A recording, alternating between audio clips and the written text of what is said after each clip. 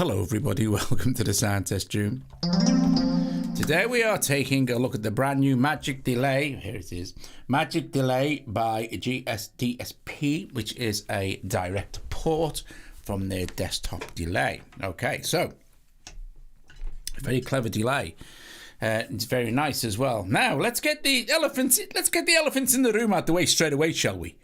Because there seems to be a lot of discussion on price. I don't know. There's lots of apps this price now. This is on sale at 50%. It's $17.99 or something like that. Here's the thing, right? If you guys want desktop class effects, synths and stuff like that to be ported by desktop developers to iOS, then they're going to charge the money. You know, there was a big thing. We got massively treated well at the beginning where apps could be like 60p. But those days are gone because iPads have begun to get more and more powerful.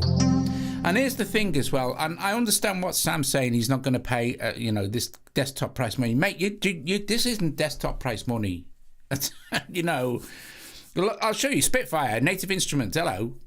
But the thing is, they'll port a desktop. Say, for instance, Apple did release Logic, right, and charge 200 quid for it, right? Who'd pay? Nobody, because they go, it's an iPad, it's not a desktop. So you can't win. You'll never be able to win. So you either buy it, you like it, or you don't, you know. Simples. That's how it goes. However, we're going to be taking a look at this. Now, this won't be a full tutorial because I literally only got it a few hours ago.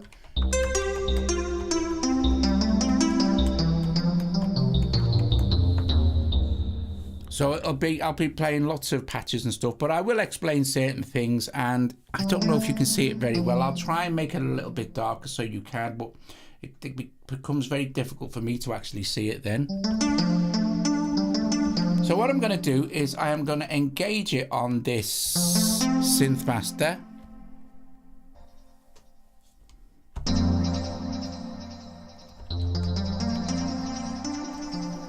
And I just played around with the basic patch.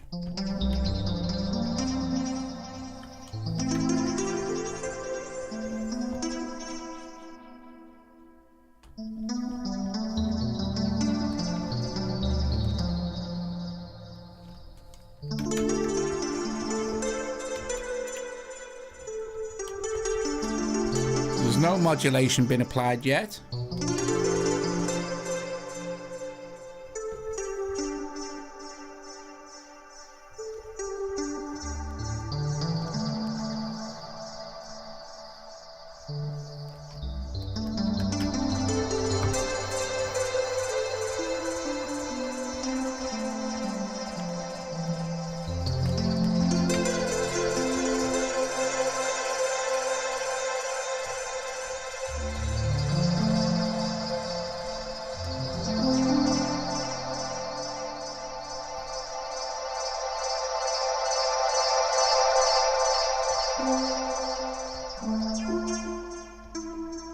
So, right, so that's a basic patch. To explore patches or to change a patch, for instance, let's set this up with a different sound. Let's set it up on some drums so you can get an idea. In fact, I'll use loop mix here, and we'll get some funky grooves going, and I'll apply certain patches and we'll play around with the interface and stuff.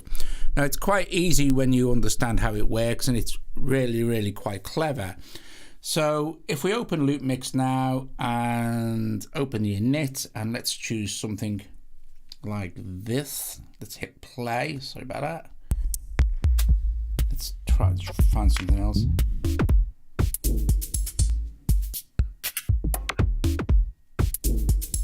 Okay, that sounds nice.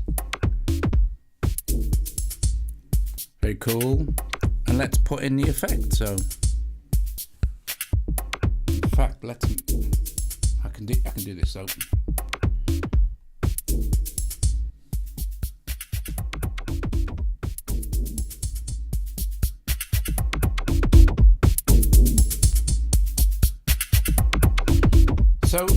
at the moment the effect is on. That's bypassed. We have 3 levels of randomization across the top. we can go between A and B presets. This is kind of stuff that you've seen before. This red line here, you'll see this refers to this lane of delay. So you have 4 different delay lanes that you can control. If we move we're now on the blue lane, the green lane, and now the grey lane, and back to the red lane with the XY pad. Now you can modulate this as well. At the moment they're all set exactly the same. They're doing a basic 8th dotted delay. If I switch this little switch off here, now I've got free control over where I can place my dots and how they work. So I'm going to put a dot here, I'm going to select it, and you'll see there's 2 dots, right? So regular 64ths, really fast, dry, 1 bar. Well, I'm going to place, double tap, 1 there, pull this down, we can grab hold of it. Now it's moving up over time.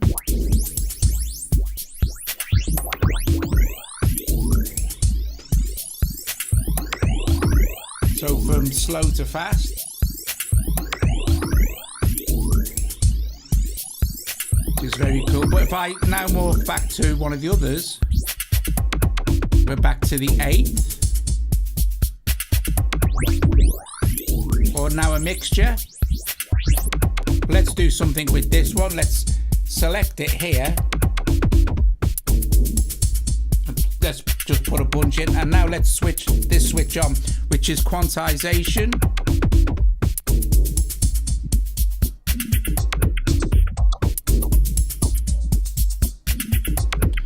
And now we can start to morph them.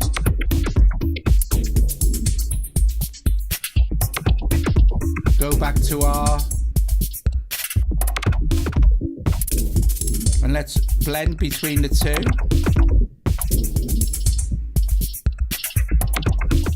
Now if we move this, we're going to start spreading the stereo pan out.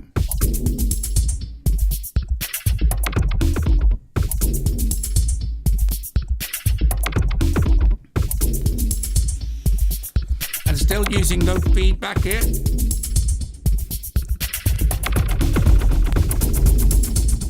And this is quantization map.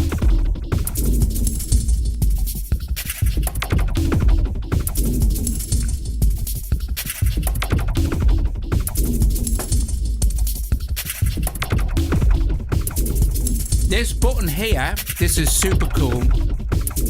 This will overdrive the feedback.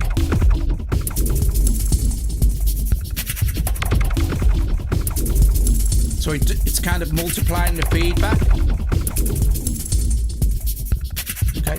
If we switch it on and push the feedback rate up, it's going to start to get out of control.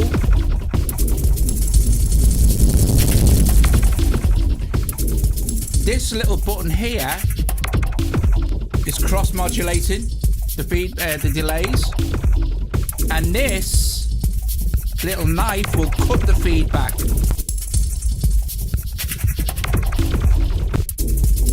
So you don't get into too much trouble.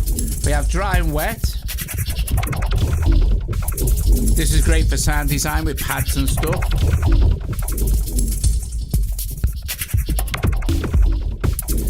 This here, I'll stop that a sec. This here underneath the input, these are different input algorithms, right? So you can, if you're mainly percussive, which this is, well, this is a kind of mixture between percussive and melodic. It's got instruments in as well. In fact, if we find something that's more kind of, if we go down to something like, just let me close that a sec. Something maybe melodic, like this.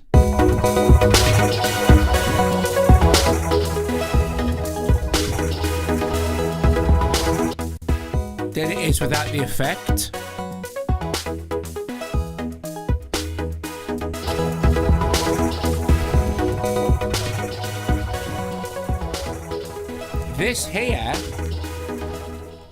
This here is an algorithm that works out what type of input you're putting into it. So if it's percussive and melodic like this is, you might want to use this.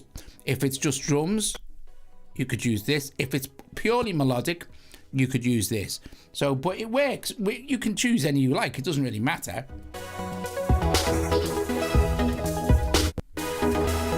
It's just slightly different. Okay, so let's do something really cool now. The modulation is bonkers, right? We have 9 modulation slots. You have an LFO here, and then you have the wave of the LFO here. But you have, if you tap on this, you have lots of different types of LFO: custom LFO, random LFO, macro, amp follower, pitch follower. So let's do pitch following LFO, and you'll see it all changes. And then we can go here and go, well, okay, I'm going to go spectral control LFO. And to assign an LFO, you just tap on one of the LFO slots here, and there's 9 of them. Then tap on this, and you'll see this happens, and this shows you all your LFO destinations. So say, for instance, we wanted to apply this LFO to the pitch. We can move this, I think, is it... maybe not on this one. So don't forget, I haven't had it long. Well, hang on a minute. Spectral flatness. Here we go. And then maybe... There we go. Tap on it to apply the amount. You can go plus or minus. I'll go plus with that. Tap out of it now, and we've got some LFO stuff going on.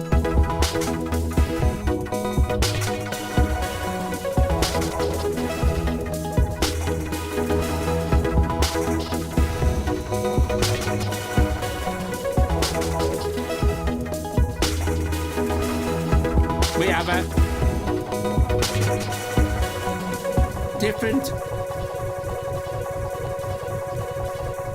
different shapes for the feedback as well, and low cut and a high pass filter, which is really handy. Take that cross off there.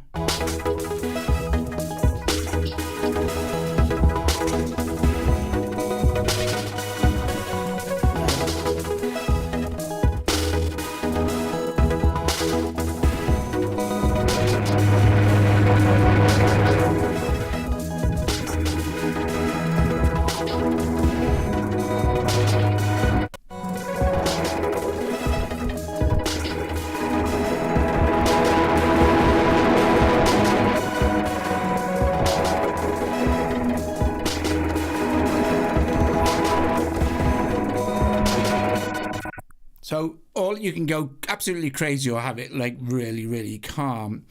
Accessing presets. This little button, you can either go plus a preset or, backwards and forwards here. So this is one called off on noise. Or if you want to explore the presets, you can tap on this little button here, go built-in presets, choose, I don't know, this one, for instance.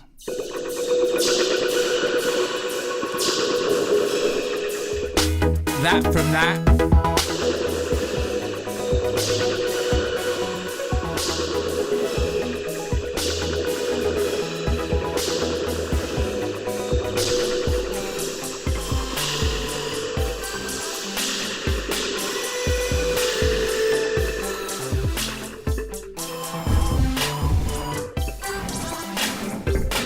Invert the wave.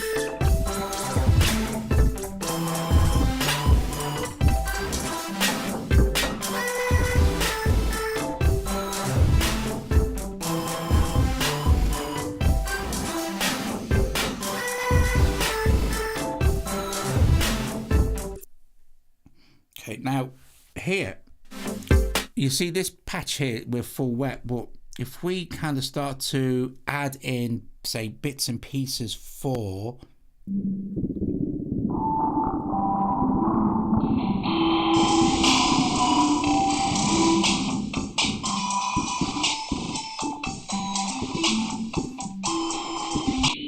see, there's no output there, you see, and it's full wet mix. If we try to pull the wet mix back, obviously we're going to hear it, but then we can select this and you'll know which line you selected on because 2 little dots will appear either end if there's nothing already added to it. So then we could go, well, look, I'm going to turn that off. I'm going to put one in the middle here, and I'm just going to drag that one up. cool is that, right?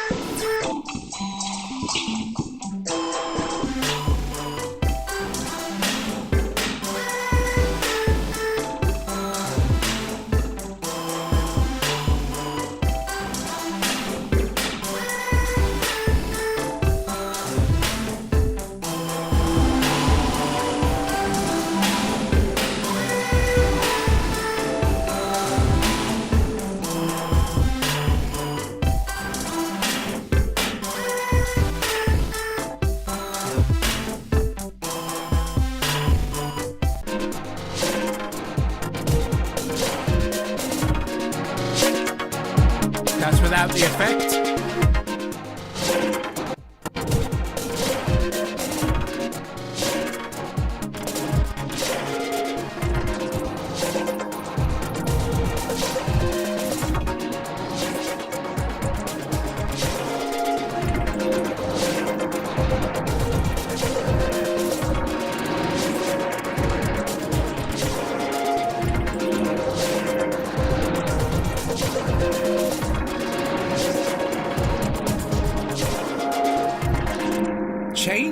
Changing the algorithm for the LFO is just you can get some really interesting effects just even using what they've already put in for you, you know. So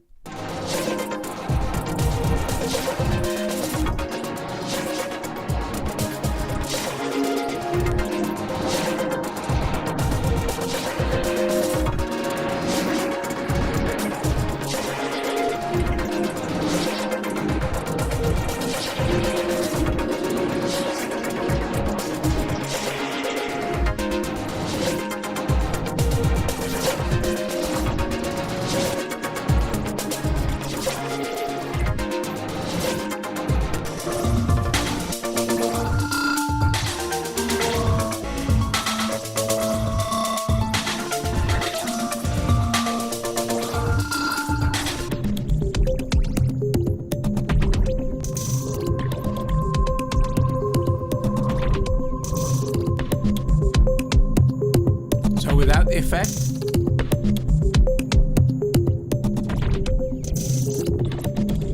Modulating the dry wet mix.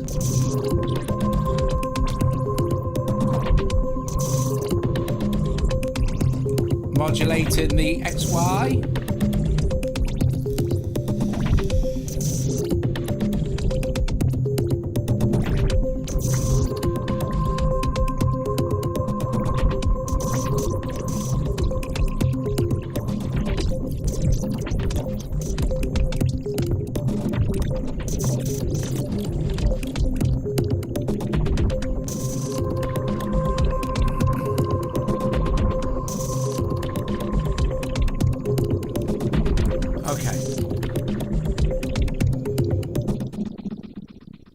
Let's see if we put it on something like that. You can't, you know, because there's a lot going on in Loop Mix.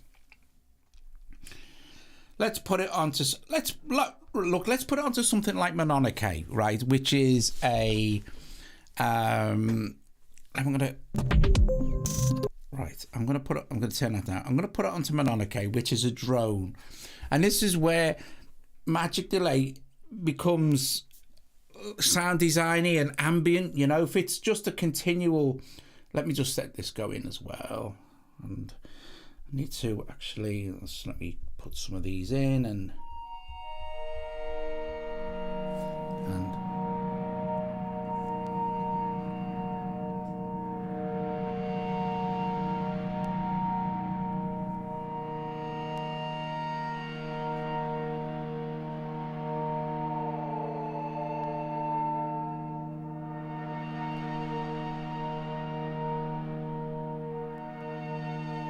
okay.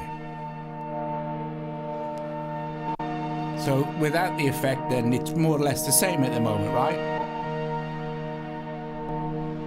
Oh, right. Crashed out. Okay. Too much latency. Okay. Let me put it back in.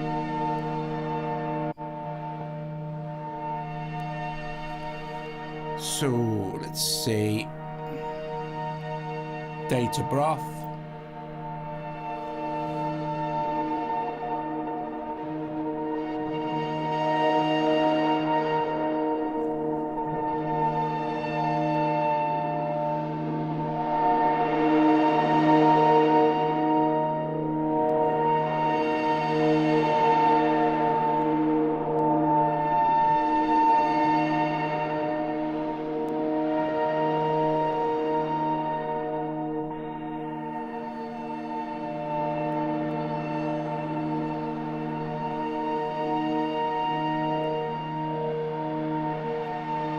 Hi, Russ.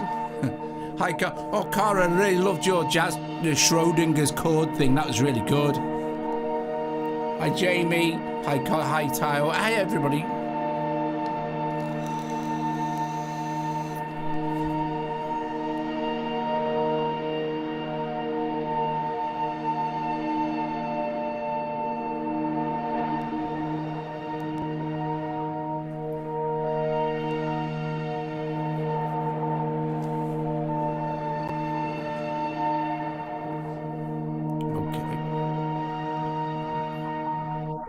So let's put that onto something like not Orderless, Hammerhead. Actually, well, you could put it on Fluss actually, but that's but I want you to hear it on something that's kind of more obvious. You know, if we load a preset in here, one of the factory ones, so get something basic. Let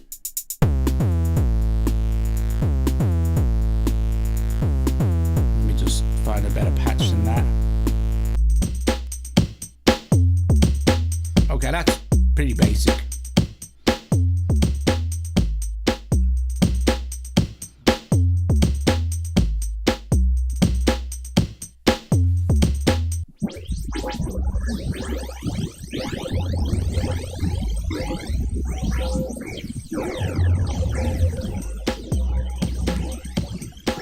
I don't know, but this sounds really good to me.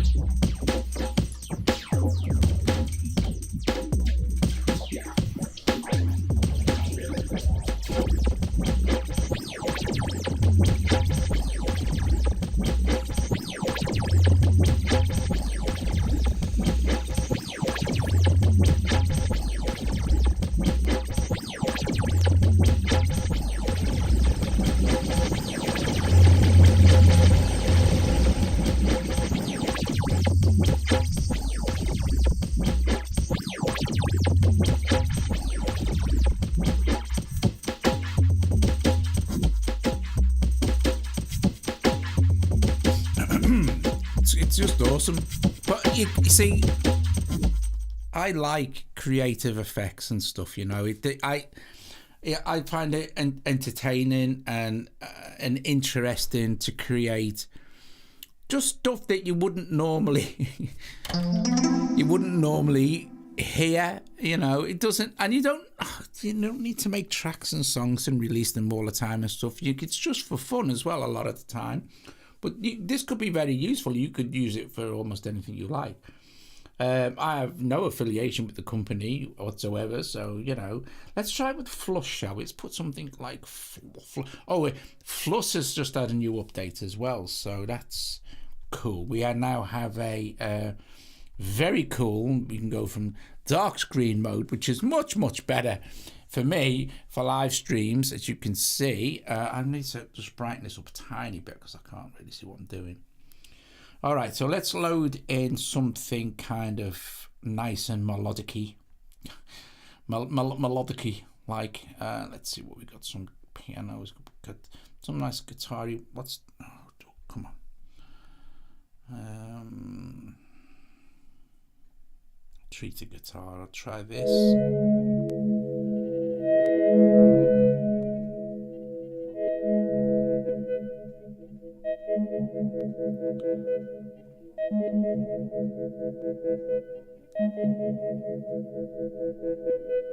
This has got some new features added, like randomization.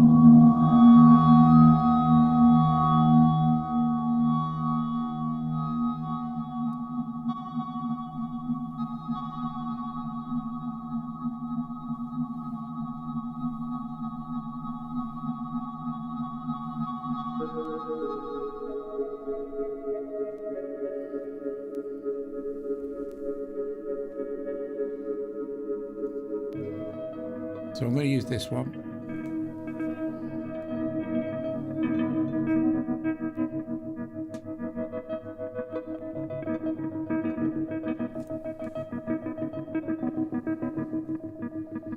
Okay, now let's put a magic delay in.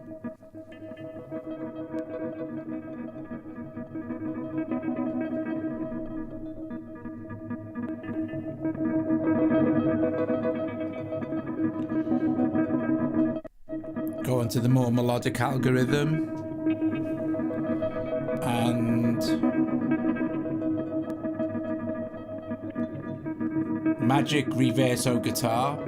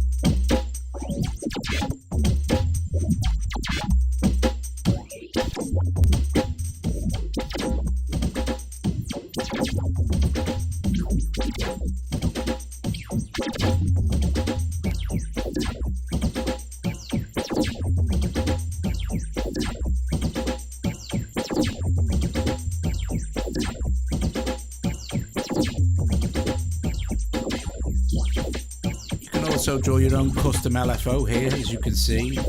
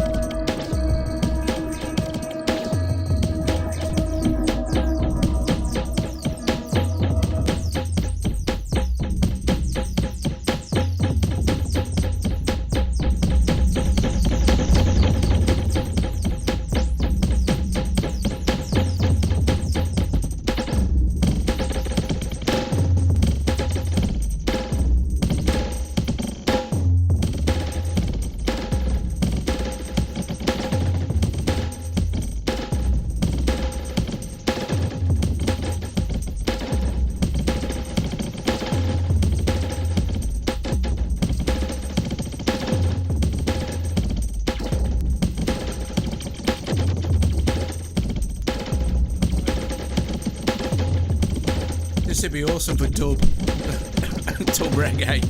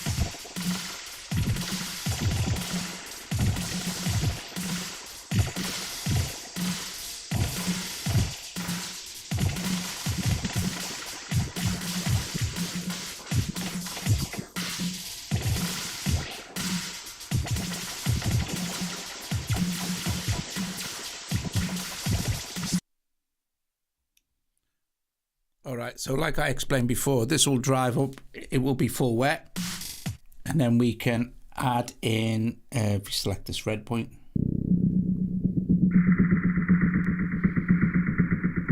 in fact, let's do a curve on this one.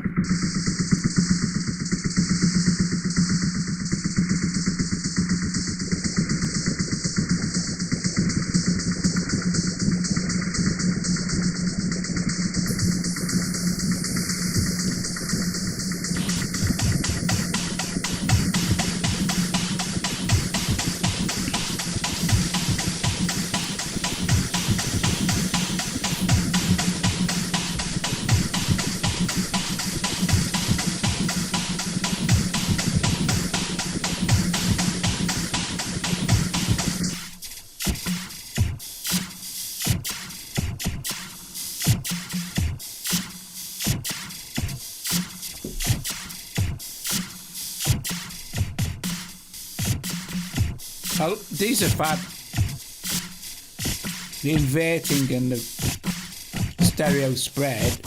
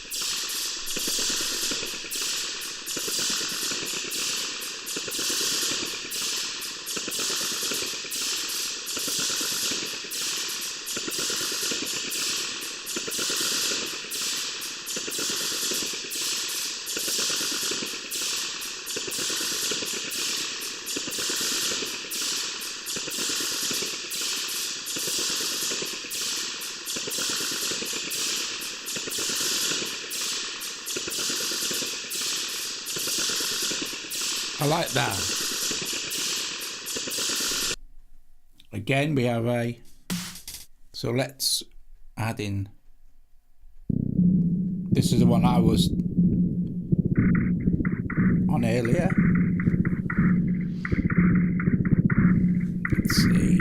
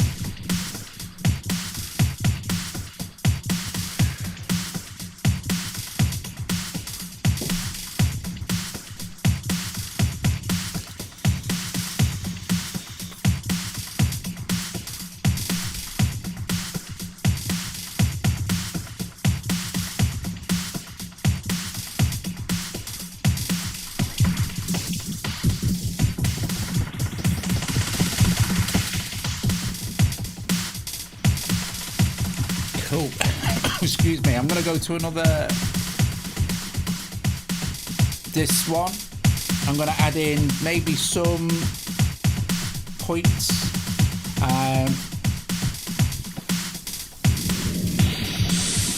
Oh! It's just too good.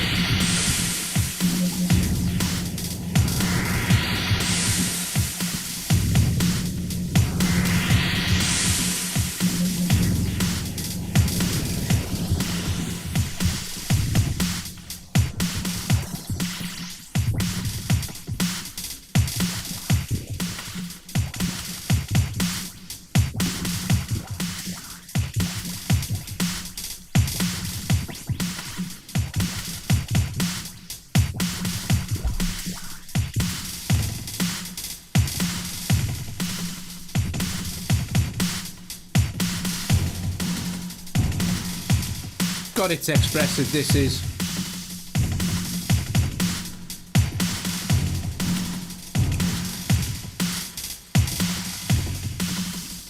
You see, I like Sam is a tech. I'm not a tech geek. I'm a musician. I like making music. So for things like this, you know, I really don't care how it works. It doesn't matter to me. And it doesn't matter to the majority of people neither. It just, if it works for me and it sounds good, then that's all that's all I need to know. That's all I need to care about. But it doesn't matter if it's overloading me CPU. I'll do something to adjust that. You know, if it's feeding back, I'll reduce the feedback. It don't matter to me. It doesn't matter. And I guess it's the same for most people, you know.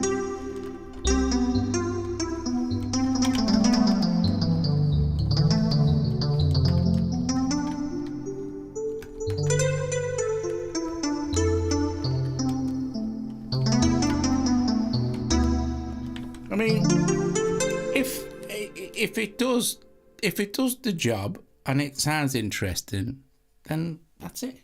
It's done. You know, I don't care. Other than that, it's just, and that's the same for desktop. You know what I mean?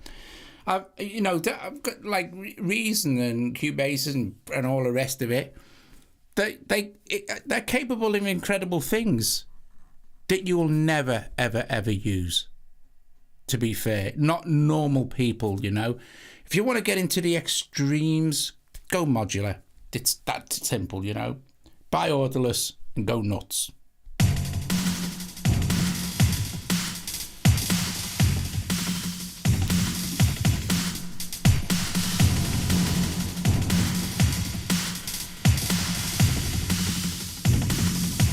Exactly, Colin.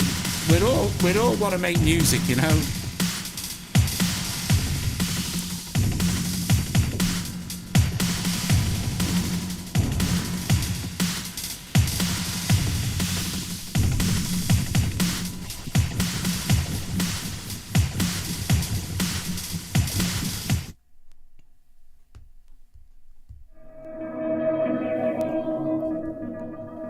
I just making strange sounds. It's fun for me.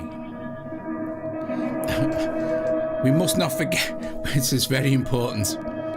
This is very important. We must not forget that the most important thing is to have fun.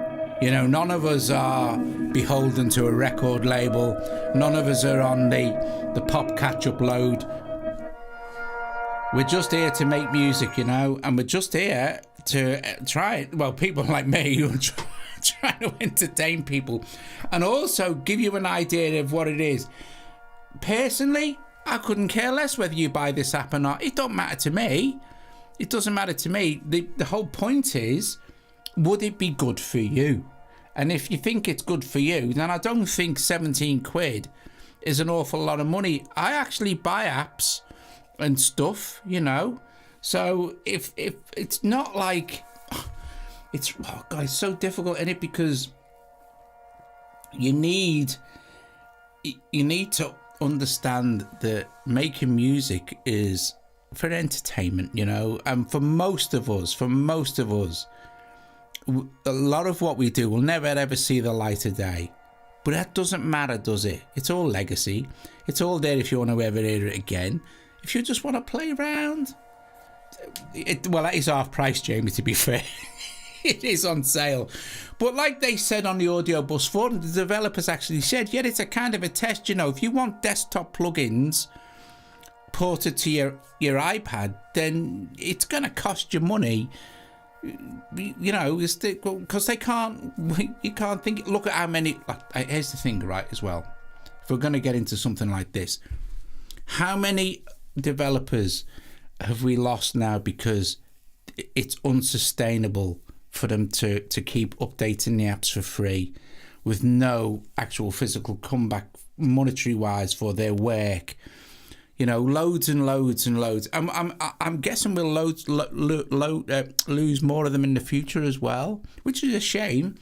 So there has to be some sort of sustainable income for their developers to keep giving us this stuff. And it's the same with what Sam said with getting an iOS, a desktop class door onto iOS. Developers have got to be looking at it and going, well, really? Is it really? What can we, you know? And it's nothing to do with the power of devices. We all know the M1s and the M2 chips can handle pretty much anything. They'll do anything. It's not that. And if that was the case, we'd have Logic on the iPad now, you know, because let's be fair, the iPads, the top end ones, the M2s, they could easily handle Logic. They could easily handle Reason or Cubase or you know, Studio One and stuff like that. But they're not there, are they? Why aren't they there? You have to ask yourself the question. Because what happens is they come in with an app and they've seen it. They can go in. There's history. They can look and they can go. People don't like it when apps are a lot of money. What they perceive to be a lot of money for what the work that goes into them. Because we were so lucky in the first early stages of iOS when apps were like, you know, I can remember thinking $9.99 for the Korg app. I was thinking, gosh, that's an awful lot of money. It's a lot of cash. You know, is it really? We were spoiled. That's going to take a long time. Also, by the same token, of course, how many people have now been given the opportunity to make music for a reasonable amount of money without having to break the bank that wouldn't have been possible without the iPad. You know what I mean? So you still have to look at it like that. And I would prefer, if I had Logic on here, would I do anything different than I'm doing now? I don't think so. I could do everything I need to do in if I want a tempo change in Cubase, I'll import a wave track at 110 instead of 120. If I want to do something with something, I'll find a workaround for it. But that was I like to find workarounds for things, don't we all? If it means keeping the iPad within the range of ordinary people who just want to have a go, yeah, well, time stretching as well, exactly. So we have a lot. Cubase does a lot, let's be fair. Nano Studio does tempo changes, so you could do all your basic work in Nano Studio, save it as a mix, import it into Cubase, and then record some audio over it, you know what I mean? It's not like time constrained. There are workarounds, there are a lot cheaper than desktop stuff. But I think that taking away the affordability for most people would be a shame as well, and if that means less powerful apps or apps that don't do this or don't do that, then so be it, that's fine. I'm quite happy with what we have on the iPad now, and even when I do my desktop stuff, I don't do stuff that I couldn't really do on the iPad. And if I wanted to record native instruments or Spitfire audio, for example, into the iPad, I'd just hook up an audio interface and record it in. So that's how I work on the desktop anyway. I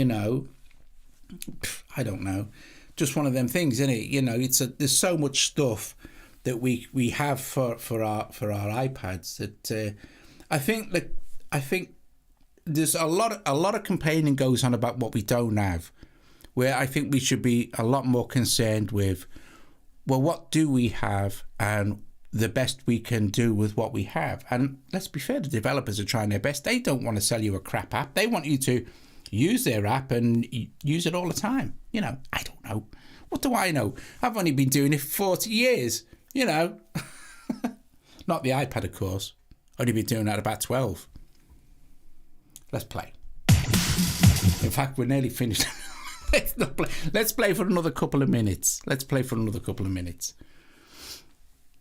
I'll let you play for another couple of minutes and you can discuss. I've just ranted. I hate ranting, and I don't like foisting my opinion on people, but that's what it is. I just think we should be happy. Vortex. No, but I think we should be happy with what we have. And if something doesn't do something particularly that we need, if we try to think of a workaround for that, then that's a good thing, I think that's just a good thing. Anyway, so discussion is good, Colin, you're right. But it's important. I think it is. I will say I think it is important that the iPad remains affordable for people, because the more people in the world making music, the better it is, because music is very, very, it's very therapeutic for people. It's important for people to be able to make music, and you can do that if you have an iPad. You can do that for not a great deal of money app wise, you know what I mean? If you want to get super techie, then yeah, you're gonna, you will pay more. But I don't think we should dismiss what we have. I think what we have is amazing, Anyway, there you go. If you say to that, I'll play for 3 more minutes, and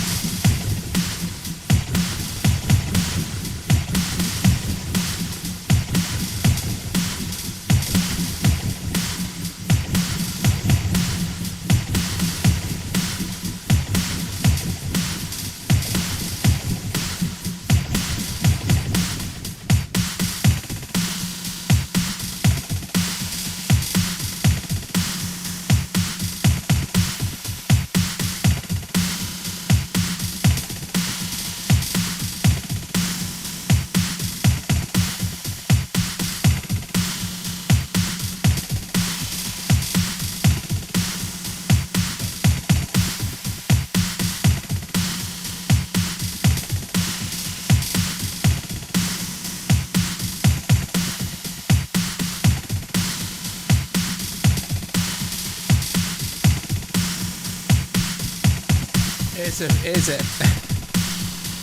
a funny thing, right? And I'm pretty sure Vortex will agree with this. Vortex does this all the time with Cubases.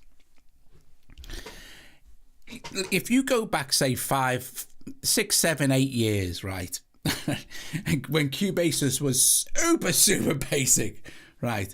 People were loved it, they loved it, but they would say, oh, but it needs this, right? It needs this. If it gets this, it's going to be great.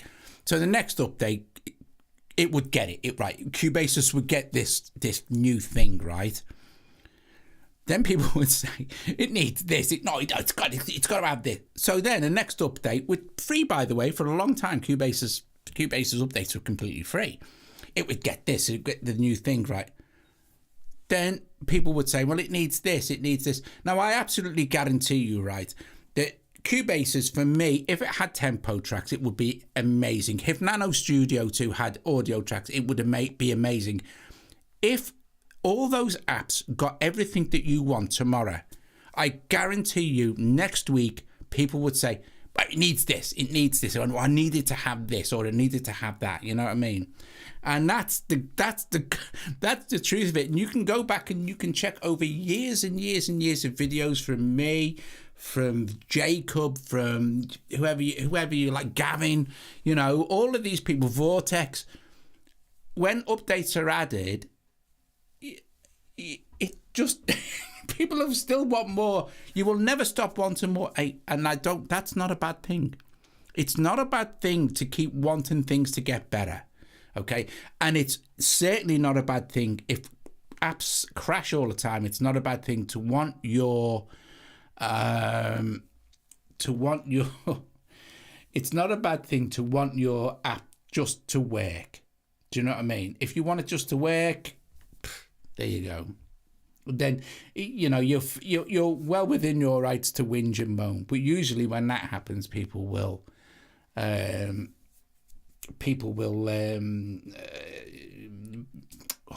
I trying to say here? It doesn't matter. It's not important. I've lost my thread. But anyway, there you go.